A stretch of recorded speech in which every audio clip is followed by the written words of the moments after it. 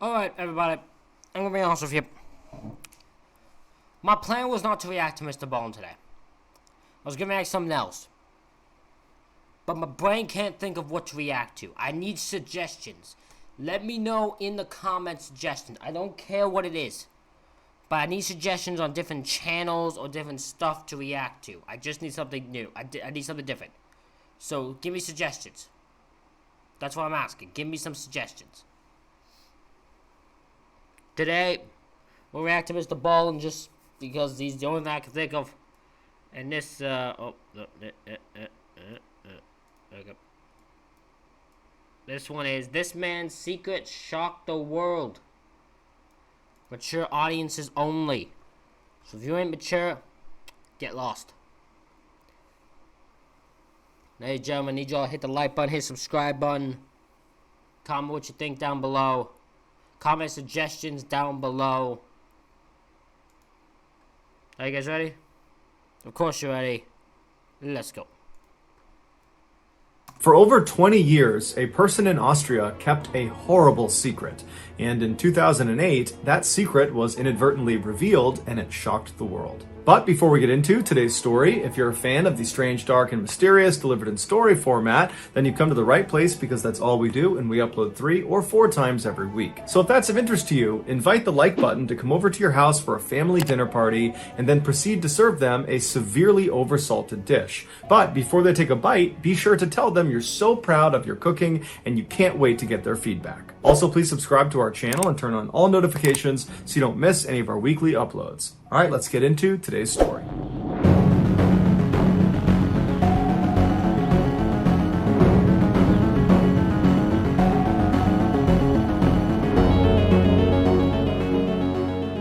On August 28, 1984, an 18-year-old girl named Elisabeth went missing. On the first day she was gone, her friends and family went out looking for her, but they couldn't find her.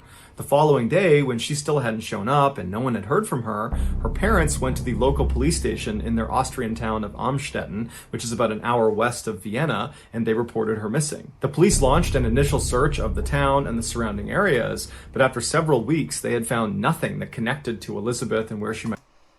I'm surprised they even did a search. You know how many times there's 18 people 18 years older go missing? The police are like, well, she's 18, she ran away. What can you do? You just gotta wait for her to show up, because they will show up. Because that's always what happens, apparently. I'm just saying, police are mostly stupid. Might have gone. A month after she had been reported missing, her parents came back to the police station, except this time they were carrying a note they say they received in the mail from their missing daughter. It was postmarked from a town that was about 2 hours west of Amstetten, and in this note, Elisabeth writes directly to her parents, and she tells them that she had grown tired of living with them, and she did not want them to come looking for her, and if she discovered they were looking for her, she would just flee the country. After the police read the note, they asked the parents if they thought it was real, if this was a legitimate letter from their daughter, and they said, yeah, they think it is. And then after that, her father, Joseph, suggested that maybe his daughter had run off to join a cult. That was something he thought she was getting into before her disappearance. That's a choice in she went to join a cult. Oh, I'd be definitely going to look for her if she went to join a cult. I don't want to know my children in no cult. Screw that.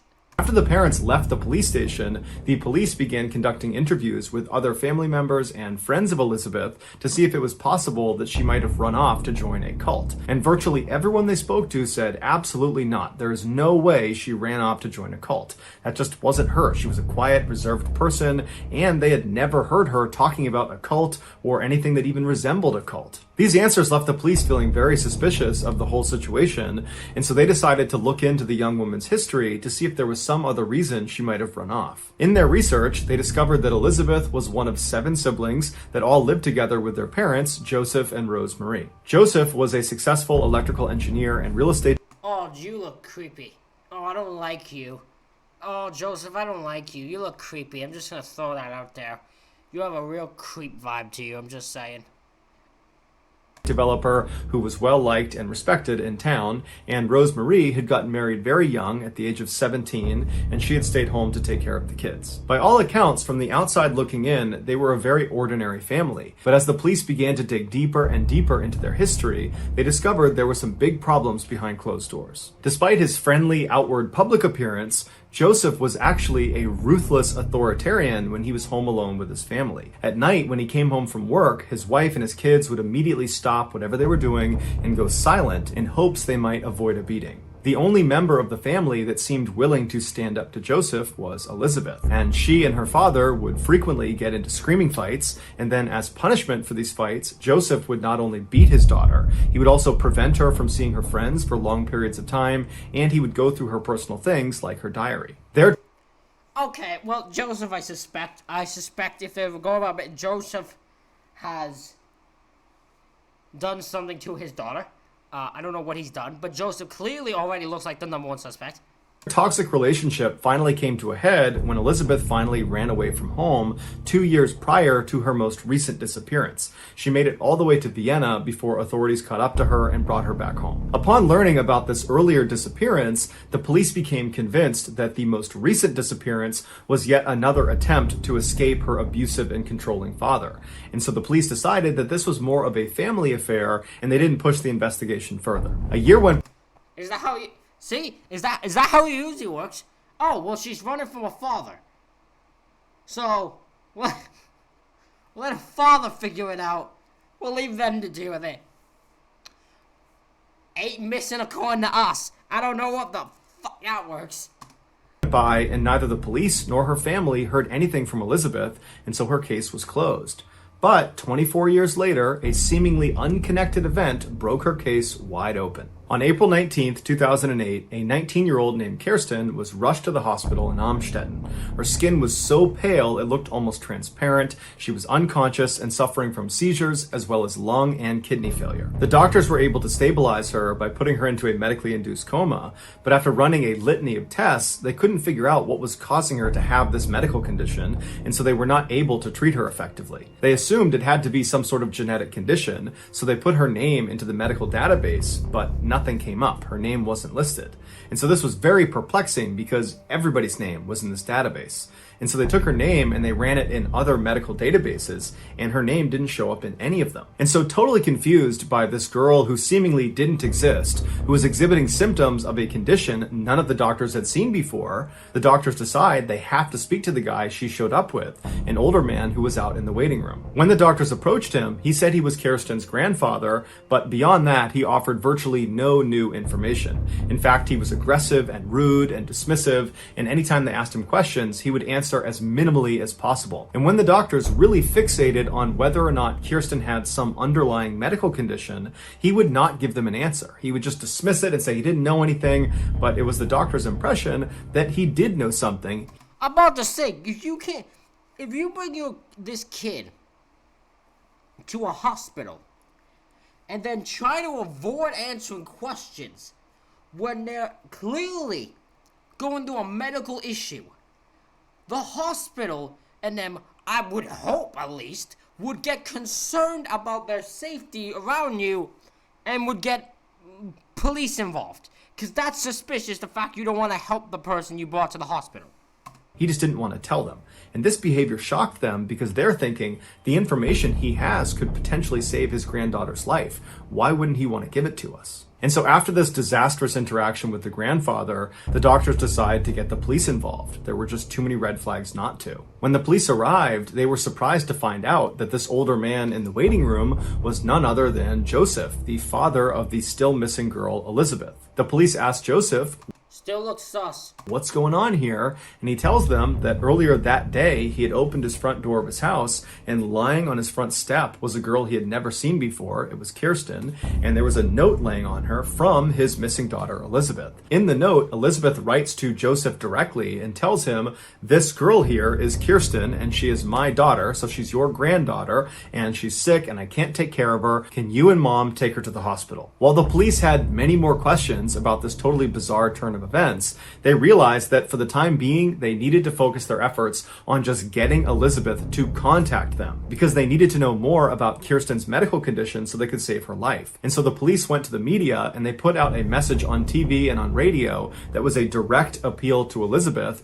that basically said, we need you to come forward as soon as possible and speak to us so we can help save your daughter's life. And all the messages worked because a week later, Elisabeth, along with her father Joseph, showed up at the hospital where Kirsten was staying. When doctors asked, Joseph did not get into detail about how he actually located Elisabeth. He simply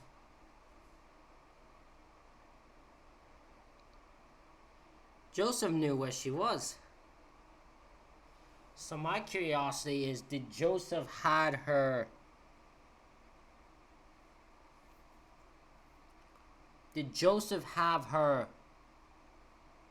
like, did she run away and Joseph just always knew where she was and then went to go get her when it became so much that he had to bring her back? Or did Joseph know where she was because he put her there, wherever she was? said he found her and now she wants to see her daughter. The doctors noticed that Elisabeth, who was supposed to be in her early 40s, looked like she could easily be in her 60s. Her hair was completely white and her skin was so pale it was almost transparent, just like they had noticed about her daughter's skin. And so after they checked in, Joseph and Elisabeth made their way to Kirsten's room and the pair went inside, and the doctors that were in there would say that Elisabeth looked terrified. She was hunched over and kind of slouched down and she wouldn't make eye contact with any of the doctors. And as she was standing there looking at her terribly sick daughter, the doctors began asking her, do you know of any underlying health problems your daughter might have that might help us treat her more effectively? And Elisabeth was so scared she couldn't even talk. And at some point, the questions became too much for her, and she just turned around and walked out into the hall with Joseph. And once they got out into the hall, the police were waiting for them. They had been tipped off as soon as the doctors saw Joseph and Elisabeth come into the hospital. Elisabeth and Joseph were detained and brought to the police station, where they were put in 2 separate rooms to be interviewed. Okay, that's probably a good choice because I'm going to assume Elisabeth is scared of Joseph. He's already an abusive father. So getting them in, don't put them in the same room because you ain't going to get nothing from her.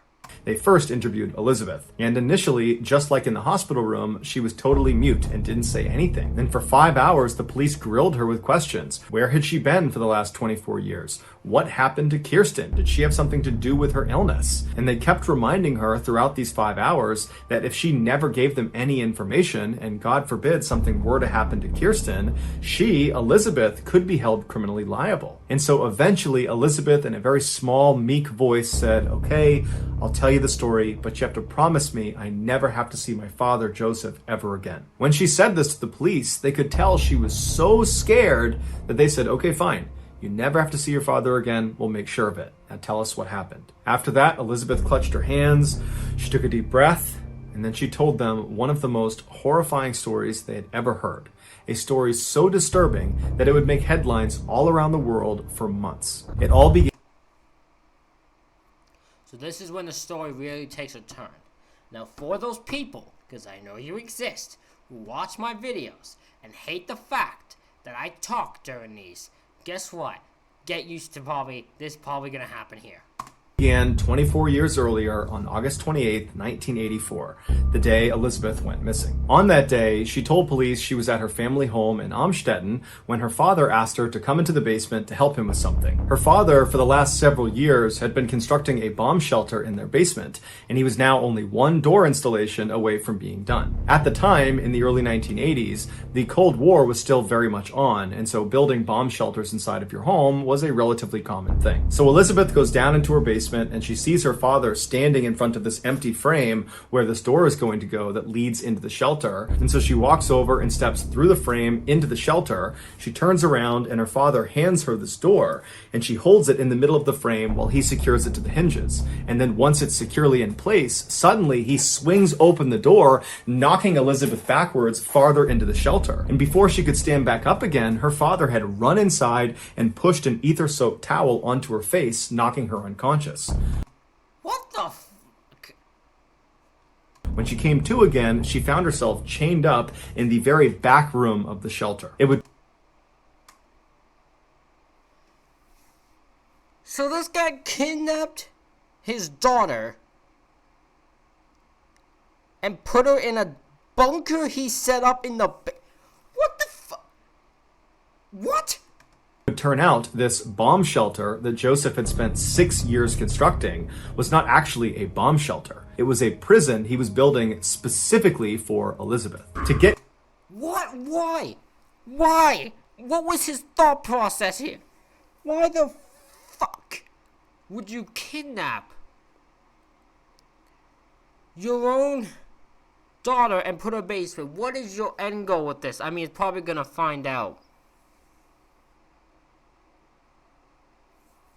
This poor girl's gotta be so confused.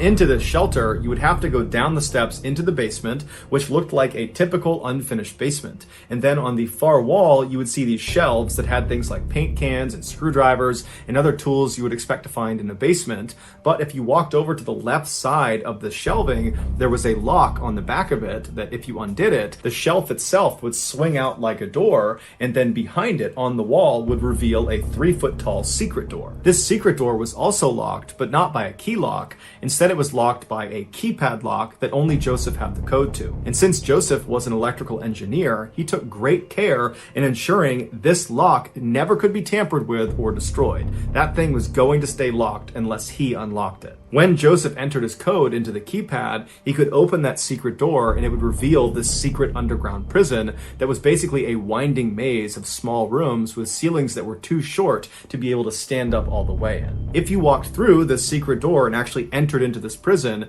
you would start by entering this soundproof narrow hallway that went on for several feet before it entered into this very small bathroom area where the bathroom was unbelievably cramped and there was no doors, there was no privacy. And then if you didn't stop in the bathroom and you just kept walking straight through that first hallway, you would reach another hallway that was totally soundproof and narrow, and at the end of that hallway it would feed into a very small bedroom that was so small that it barely contained the one bed that was inside of it, and then off to the right side of that bedroom was another door that led into a similarly sized bedroom. All of the walls of this underground prison were made of thick, reinforced concrete. That, combined with the soundproofing that Joseph had installed throughout the entire prison, meant no one could hear Elizabeth's cries for help. Also, the inside of the prison was heavily monitored by Joseph's security system. So truly, Elizabeth had absolutely no privacy. She was completely trapped, and the only way she was getting out was if her father freed her. For the first 5 years of her imprisonment, she remained in that dungeon all alone.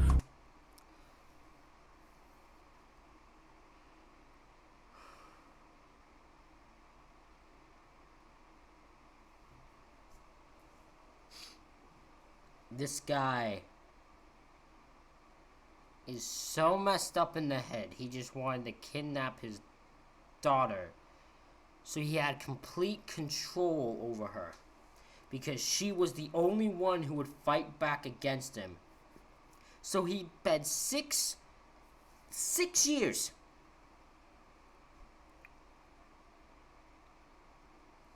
building a prison for this woman, for his daughter. This guy is so fucked up. Her only connection to the outside world was her father, who would come down almost every night to drop off basic supplies and to assault her. As far as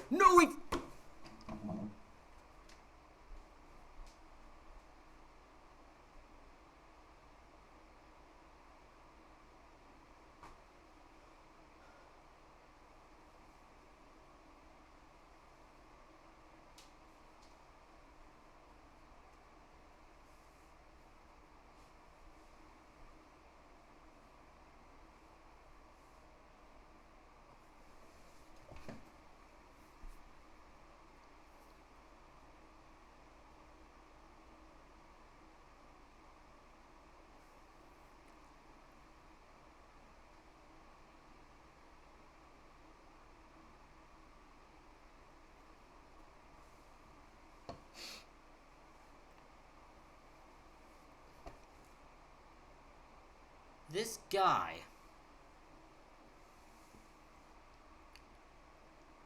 is such a fucked up human being that he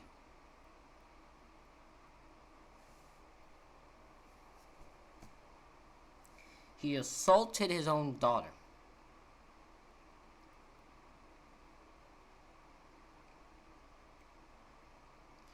And I don't mean he hit her, because you know what assault that is. And you know how fucked up it is. How messed up it is. And how anyone who has the gall to show any kind of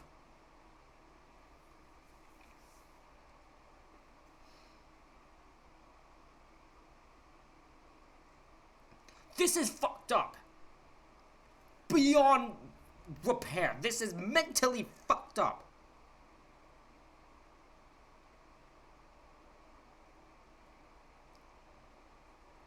Go to hell. This guy needs to go to, no.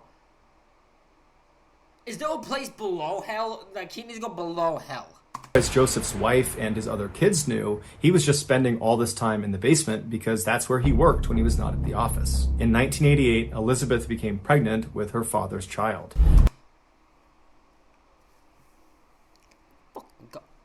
She was terrified of the pregnancy and begged Joseph to at least allow her to deliver the child in a hospital.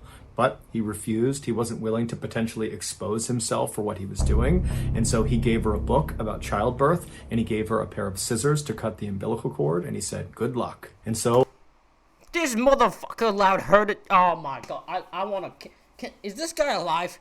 This guy, can I find him? Can I kill him? I want to kill him. I want to kill this man. This man don't deserve to live.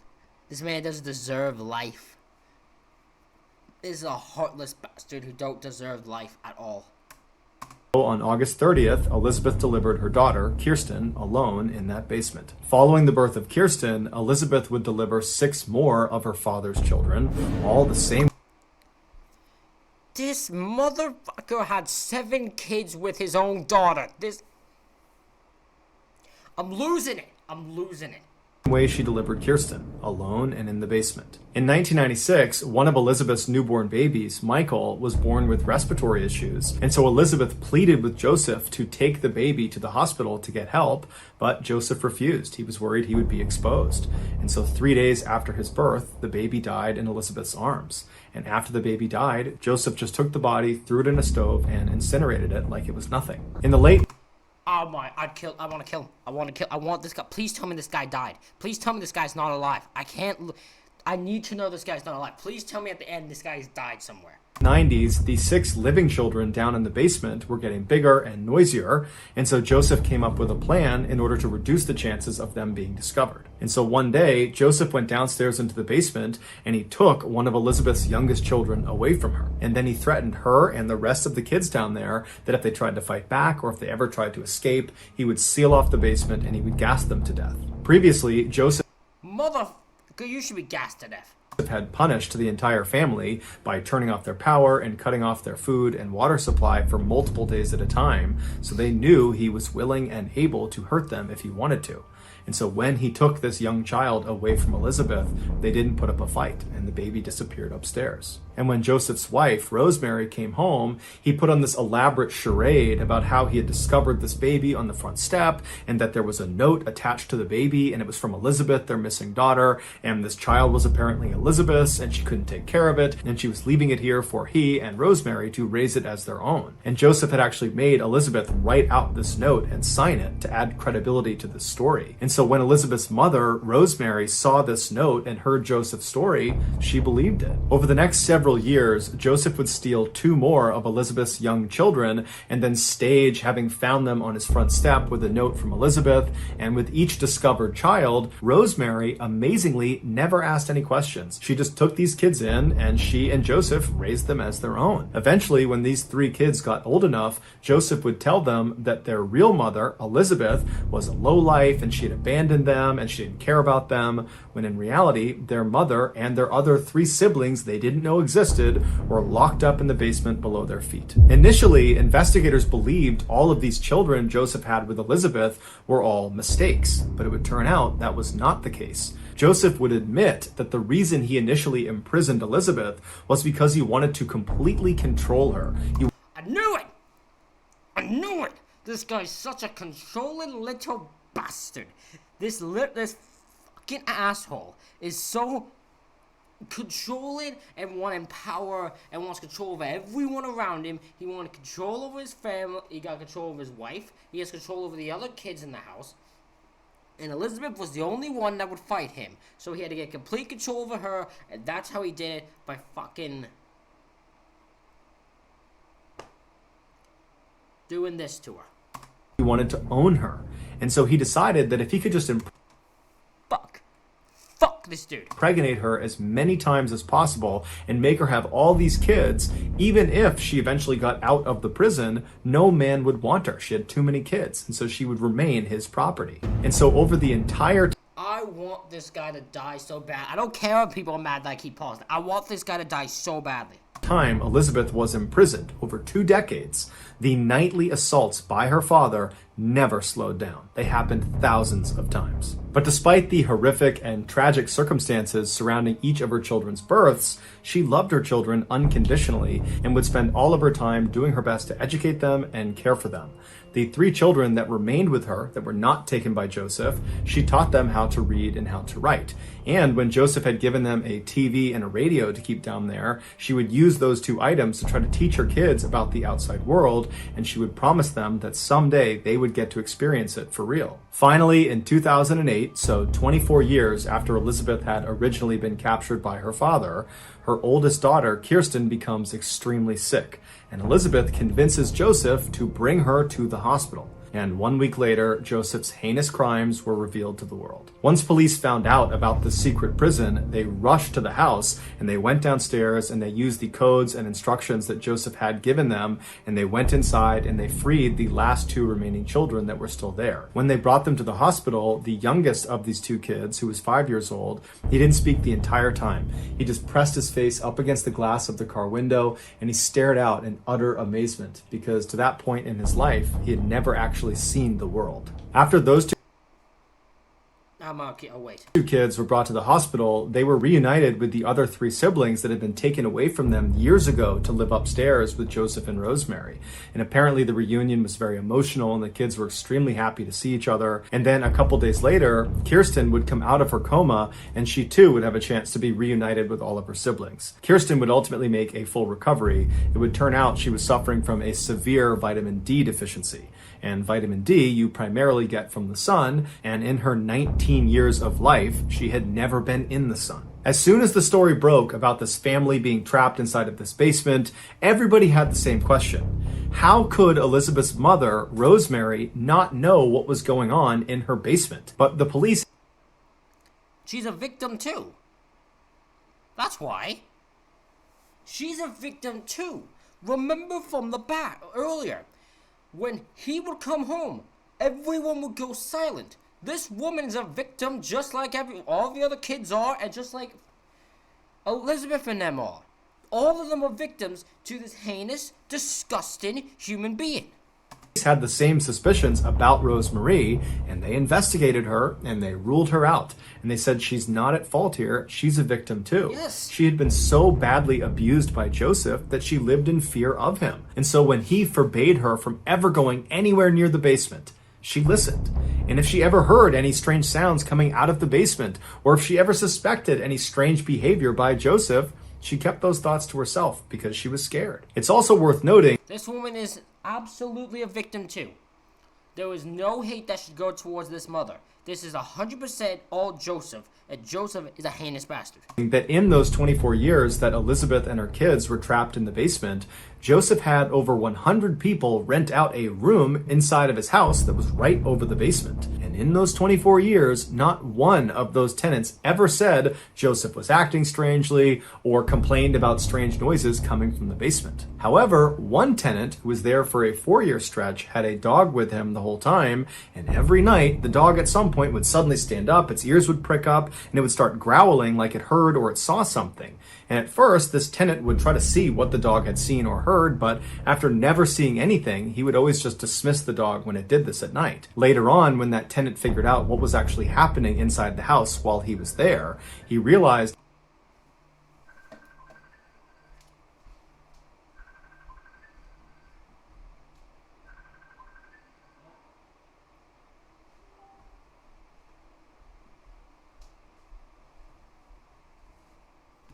I apologize. Someone was calling me on Facebook. This is almost over, though. His dog was most likely hearing the faint sounds of the family that was imprisoned right below him. That's insane, though, that the dog heard this. The dog heard the noise of the family. But because this guy didn't know that, this guy just thought this dog was acting weird. But the fact the dog could hear it is insane. After a year of therapy and rehabilitation, Elisabeth and her 6 kids were given new identities by the Austrian government, and they were sent off to a secret location to start their lives over. As such, there's virtually no information about how they're doing today. However, anonymous sources have come forward and said the family has successfully reintegrated into society, and they are all leading relatively normal and happy lives. As for Joseph, he was quickly given a life sentence, and today he is one of the most hated people in his prison due to the nature of his crimes. He is so hated that in 2016, when he was out in general population, he was attacked by other inmates and had several of his teeth knocked out. And so now prison officials are worried if they leave him in general population, he'll be killed. And so he spends... Good! He deserves to be killed. Let him be killed. Let him be slaughtered by the people. Do it as do it as an event. Do an event. Pay the tickets. You can send everyone there. Pay the tickets all there just to watch this man get beaten to death because fucking deserves it.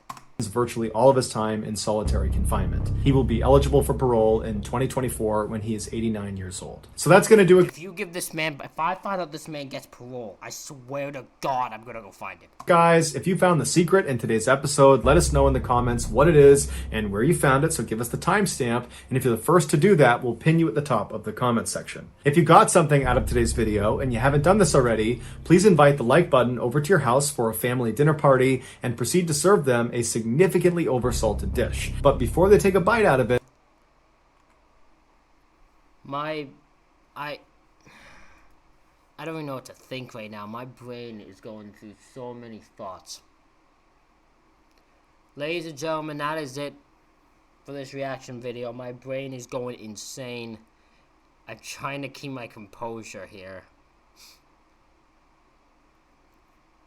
Thank you all for watching. Please leave suggestions for future reactions you would like to see me do in the comments.